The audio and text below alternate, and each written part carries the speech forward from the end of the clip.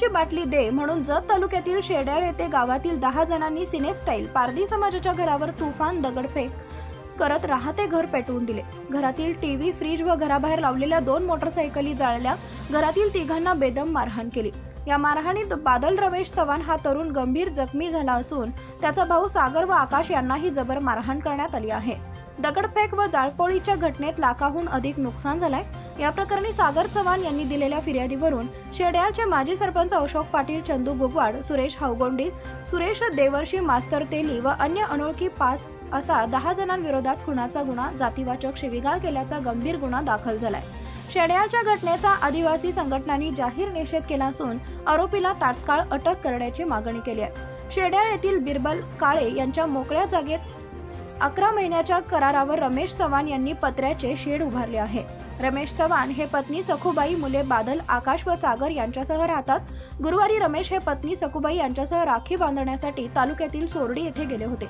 घरात बादल, आकाश व सागर होते। गुरुवारी रात्री 8च्या सुमारास गावातील चंदू गुगवाड, सुरेश देवर्षी व अन्य 1 जण चव्हाण यांच्या घरी आले व त्यांनी वडिलांकरता आणलेली बाटली दे म्हणून बाटली मागितली। बाटली घेतल्यानंतर दुसरी बाटली दे म्हणून चंदू गुगवाड, सुरेश देवर्षी व अन्य एकांनी सागर या शिवीगाळ व भांडणे करण्यास सुरुवात केली। वाद सुरू असताना बादल व आकाश यांनी सोडवासोडवी करण्याचा प्रयत्न केला असता त्यांनाही शिवीगाळ करून बघून घेण्याची धमकी देऊन तिघेही तिथून निघून गेले। रात्री 8:30च्या सुमारास सागर, आकाश व बादल हे तिघे भाऊ घरात बसलेले असताना घरावर तुफान दगडफेक सुरू झाली। दगडफेकीनंतर तिघे बाहेर आले असता शेड्याळचे माजी सरपंच अशोक पाटील, चंदू गुगवाड, सुरेश हावगोंडी, सुरेश देवर्षी, मास्तर तेली व अन्य अनोळखी 5 जण हातात काट्या, दगड व स्टिक घेऊन आलेले दिसले। या सर्वांनी तिघांना मारहाण करण्यास सुरुवात केली। त्याचवेळी लाईट गेल्याने अंधाराचा फायदा घेत सागर व आकाश वळसंग रोडच्या दिशेने पळून गेले। वरील 10 जणांनी बादल यास जबर मारहाण केली तसेच घरातील फ्रीज, टीव्हीसह अन्य साहित्य बाहेर काढून पेटवून दिले। घरातील साहित्यालाही आग लावली। जखमी बादल यास तेथेच टाकून ते फरार झाले। या प्रकरणी जत पोलीस ठाण्यात गुन्हा दाखल होताच जत पोलिसांनी दोघांना ताब्यात घेतल्याचे वृत्त आहे। फरार आरोपींच्या शोधात पथके तैनात करण्यात आली आहेत। या घटनेची माहिती कळताच आदिवासी समाजाचे जिल्ह्याचे नेते राहुल काळे, जत नगर परिषदेचे नगरसेवक नामदेव काळे यांनी शेड्याळ येथे धाव घेऊन येत गंभीर जखमी अवस्थेत पडलेल्या बादल चव्हाण याला तातडीने जतला व तेथून सांगलीला हलवले। गंभीर जखमी झालेल्या बादल चव्हाण याला राहुल काळे, नामदेव काळे यांनी वेळेत रुग्णालयात दाखल केल्याने त्याचा जीव वाचला व पुढील अनर्थ टळला। या मारहाणीत सागर चव्हाण व आकाश चव्हाण हेही जखमी झालेत। पारधी समाजाच्या घरावर हल्ला झाल्याचे वृत्त कळताच गावातील काही वेळात शुकशुकाट निर्माण झाला तसेच गावात तणावाचे वातावरण निर्माण झाले। घटनेची माहिती मिळताच पोलीस घटनास्थळी दाखल झाले असून त्यांनी गावात चोख बंदोबस्त लावला आहे। गावात सध्या तणावपूर्ण वातावरण आहे। शेड्याळ येथे झालेली ही घटना गंभीर आहे।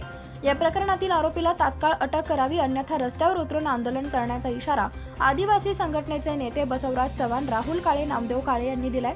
यावेळी बोलताना आदिवासी संघटनेचे नेते बसवराज चव्हाण काय म्हणाले ते पाहूयात।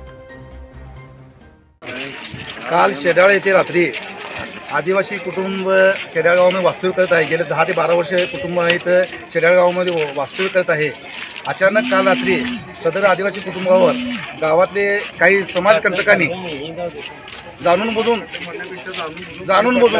गावातल्या सर्वांनी सरपंचांनी या सर्वांनी कट रचून अजून सुद्धा ग्रामीण भागामधून जात हे लोकांच्या मनातून गेलेली नाही।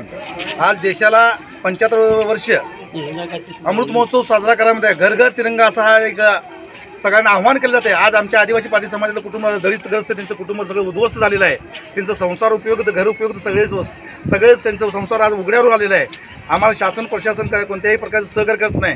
गावातले प्रथम नागरिक आणि पोलीस पाटील यांनी वास्तव्य आमच्या काळजी घेतली पाहिजे होती। कोणत्याही प्रकारची त्या कुटुंबाची काळजी घेतलेली नाही। एक आमचा आदिवासी आमच्यातला एक बांधव तो अत्यंत म्हणजे आज जगतोय का मरतोय ह्या अवस्थेमध्ये सांगलीला आहे आणि वेळेत पोलीस खातं येऊन आम्हाला सहकार्य केलं। अन्यथा अजून सुद्धा 2 मुलं आमचे त्यांचं जीवाचं बरं वाईट झालं असतं। तरी प्रशासनाने शासनाला आमची विनंती आहे ह्या गोष्टीचं आपण गांभीर्यानं घ्यावं आणि पोलीस पाटील स्वतः एक महिला असून त्यांचं भाषा आवृत्य भाषा आहे, महिलाला शोभणार नाही आणि त्यांना बोलताना बाबा आम्ही एक समाजाचे सर्व लोक येऊन त्यांना विचार पोच करण्यासाठी आलतो आणि समन्वयाने ह्या गावातलं वातावरण तणाव झालेलं होतं ते निवळण्यासाठी येत असताना सुद्धा त्यांनी आमच्याशी बोलताना सुद्धा आर्य रावेची भाषा आणि पारधी कुटुंब किंवा आदिवासी तुमच्या लोकांना फार मस्ती आले। आता सुद्धा त्यांनी पोलीस अधिकाऱ्यांसमोर आमच्याशी बोलताना आर्य रावेची आणि दमदाटीची भाषा वापरली जाते। ते त्यांना प्रशासनाचं काही आणि पोलीस यंत्रणावर त्यांचा कोणताही विश्वास नाही आणि पोलीस काय करू शकतात असं म्हणतात। तर अशा लोकशाहीमध्ये आम्हाला स्वतंत्र आहे का ह्याचे विचार करण्याच्या शासनावर आणि प्रशासनाने वेळ आले तर आम्हाला सर्वसामान्य न्याय मिळण्यात यावा, अन्यथा हा आमचा लढा तीव्र करण्यात येईल एवढी